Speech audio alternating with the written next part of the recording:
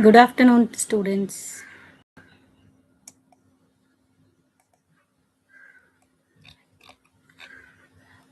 Today we are going to have a session from class 9 cbse mathematics ganita manjari chapter 1 introduction and exercise 1.1.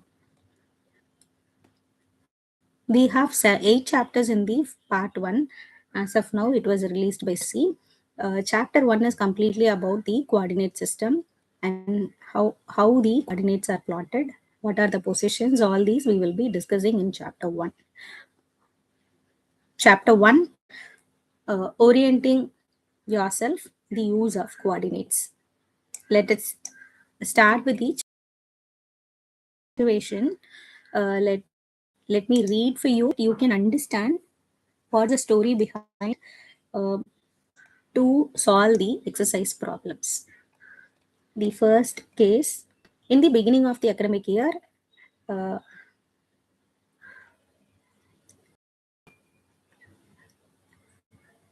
Rayan academic year and Rayan is both excited and nervous. The family has just moved to a new city. He and his sister Shalini will be attending a new school.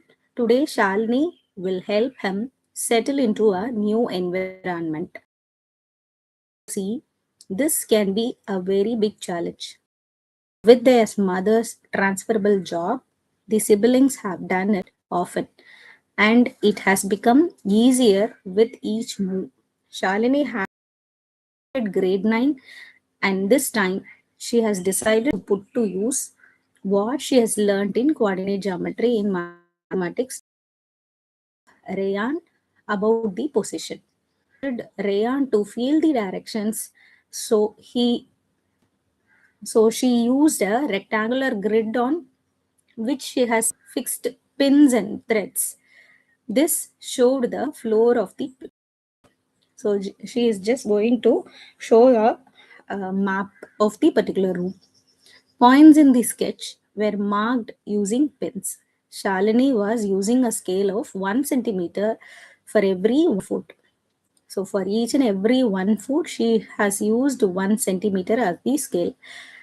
She used pins to mark out various key points representing the corners of the objects with a thick wool so that Rayan could feel their positions with his fingers. Let us examine the 5.1 to understand the layout of the room. Notice that this is only shows the map of the floor. Do you see why the positions cannot be marked on this map? Do you have any idea? The position of the windows, it is on the wall. That can be represented only in the three-dimensional plane. This is a 2D plane, so we cannot show the window uh, in the 2D diagram. So we have length and breadth. Height will not be positioned or displayed in this graph. As we have a two-dimensional Cartesian system, we can only talk about length and breadth. Height cannot be explained in this system. We have two dimensions, length, and the other one is the breadth.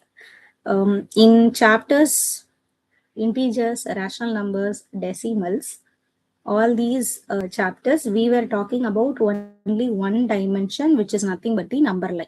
Only the length we had. The two-dimensional coordinate system uses two lines at right angles to each other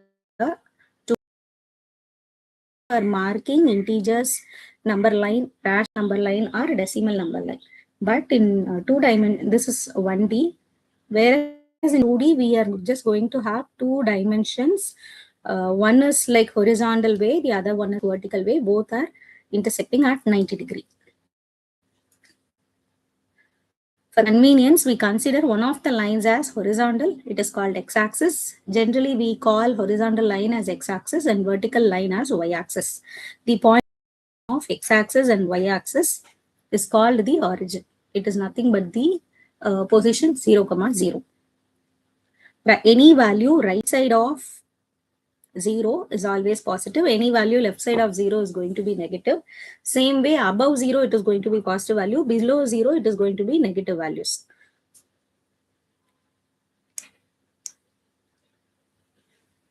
The other line is vertical, which is called the y-axis. The point of intersection of the x-axis and y-axis is called the origin, and its coordinate is 0, comma 0. Coordinate axis is a plural form of axis, as we are talking about two axes. This helps us to locate any point in the two-dimensional space, which is obviously called coordinate. The distances from O marked off in equal units. So we are just going to mark equal measurements. Distance between two consecutive are obviously equal. Distances to the right side or upwards of 0 considered as positive. So in the x-axis, right side of x-axis is positive, left side of x-axis is going to be negative. Above x-axis, which is nothing but y values of two y values. Below y-axis, these values are going to be negative y values. So this is the actual graph. We can observe the intersection of x-axis. Generally, we are just going to mark arrow on both the sides just to represent it can be extended on both sides. So let me mark x dash, same way y dash. So right side of 0, it is going to be positive 1, 2, 3, 4, 5, 6, and 7. Similarly, left side it is negative values of x. Above 0, positive values of y. Below 0, negative values of y. So let me take the coordinate O. O coordinate is nothing but 0, comma 0. The intersection of 0 from x-axis and y-axis representing 0, comma 0. Another point E. This between, so it is 4.5, x distance is 4.5 and y distance is nothing but, there is no height here, so y distance is 0. So the coordinate of B is 4.5, comma 0. Next coordinate H. Coordinate H, x coordinate, it is 0, and y coordinate, the height it is having y 4. So the point coordinate is 0, comma 4. So you can observe a pattern. Any point on the x-axis, y coordinate is 0. Any point on the y-axis, x coordinate is 0. It is just like ulta. Point on x-axis will have y coordinate 0. Point on y-axis, x coordinate is 0. Even we'll consider point E. It is left side of x-axis. It is a distance of 2.9. So negative 2.9 is the x value, and y value doesn't have any height, so it is 0. It is on the x-axis. Just now we observed any point on the x-axis, y coordinate is 0. Similarly, point G, it is on x-axis. So on y-axis, so x coordinate is 0. It is at a height of 4.4, at a distance of 4.5. So coordinate is 0, and it is below the x-axis. Then we'll see what are the main points needed. Point P, x comma 0 lies on the x-axis. Only x value and y value is 0, which is on the x-axis. If x is positive, then P lies on the right of 0. If x is negative, P lies on the left of 0. Same way, a point P, 0, comma y is on y-axis. If y is positive, it is above 0. If y is negative, it is below 0. So while writing the coordinates of a point, it is often convenient to drop equal to sign. So coordinate can be represented with the capital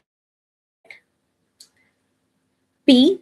Any alphabet can be used. Here they have taken as P. P is equal to coordinate x comma y. Simply you can write it as P of x comma y. This is especially true while marking the points on the graph. Generally, we are just going to use this symbolic form. Now we will move on to exercise 1.1. Already we have seen a situation, Rayan and Shalini's case. With respect to, we have a question in exercise 1.1.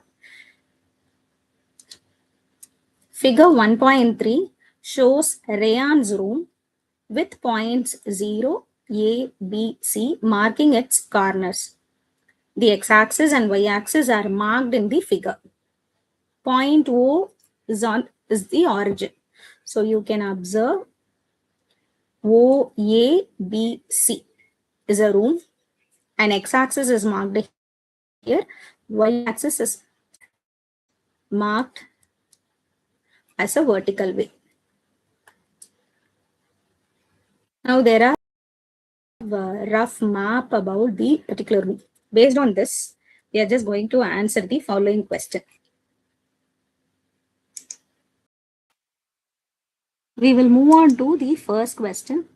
If D1 R1 represents the door of Rayan's room, D1 R1 represents door of the room. How far is the door from the left wall? The y-axis of the room. We know that this is the door room.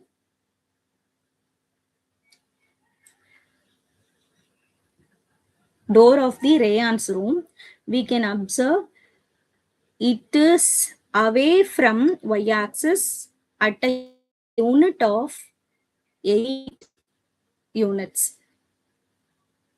So the door from the left wall is away at 8 units. How far is the door from x-axis? This door is exactly on x-axis. So the distance is going to be 0.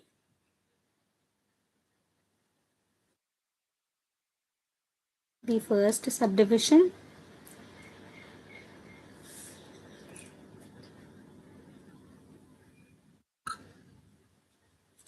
Rayan's room door is 8 units away from y-axis.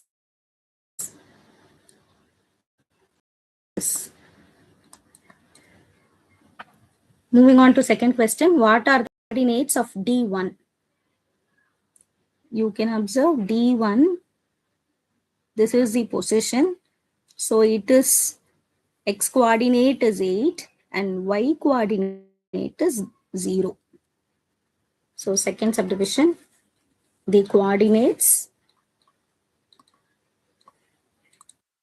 of D1 is 8, 0. So generally we can represent D1 8, 0. Moving on to third question. If R1 is a point 11.5, 0, how wide is the door? So R1, the coordinate is 11.5, 0. Then what is the width of the door? So we are just going to talk about the width of the door. Width of the door is this distance. Difference between, or you can make a note of distance between.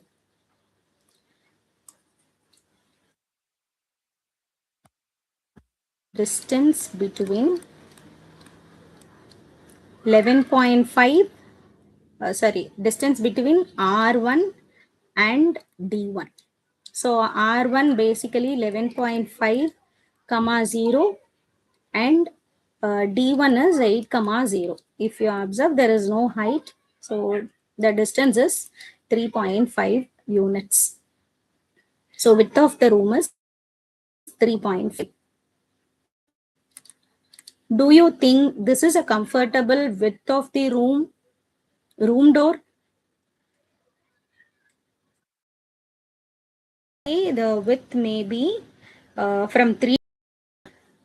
So this is a comfortable width for a room. Yes, it is a comfortable width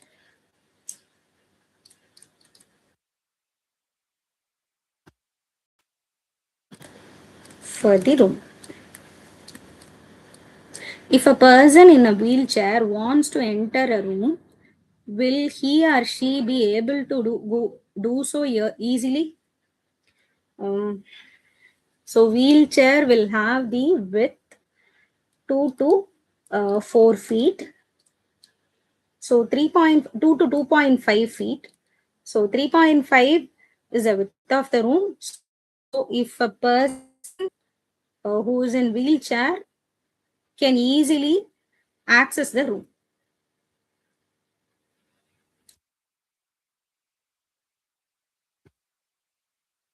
So the last subdivision also you can write. Yes,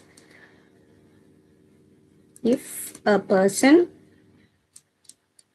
in a wheelchair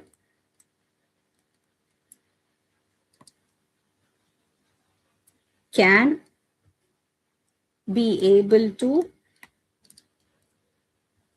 enter the room easily. And last question.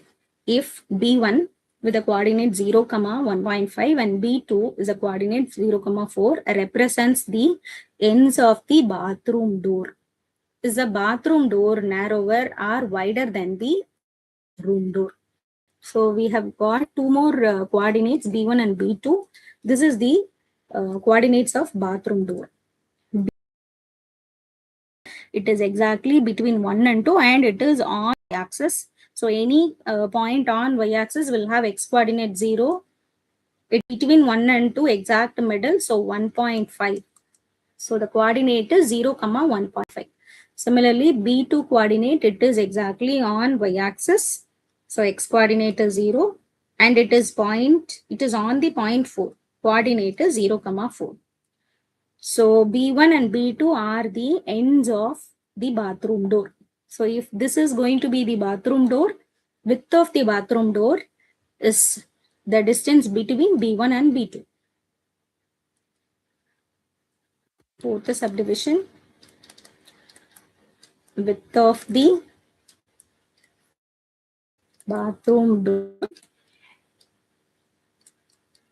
This is going to be distance between. So you can just subtract 0, 4 and 0, minus 1.5. So the y coordinate alone to be subtracted as x coordinate is 0. It is 2.5. So which is nothing but the distance between the 2 points is 2.5 units. Already we have seen width of the room door is 3.5 units. Width of the bathroom door is 2.5 units.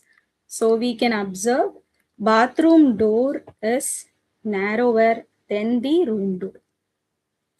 Write it as a conclusion. Therefore, bathroom door is narrower than the room door. So with this, the first exercise is going to get over. We will see in the next exercise with one more topic. Thank you.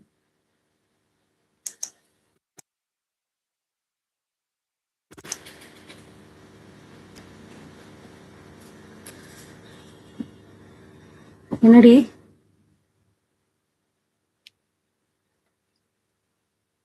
in stream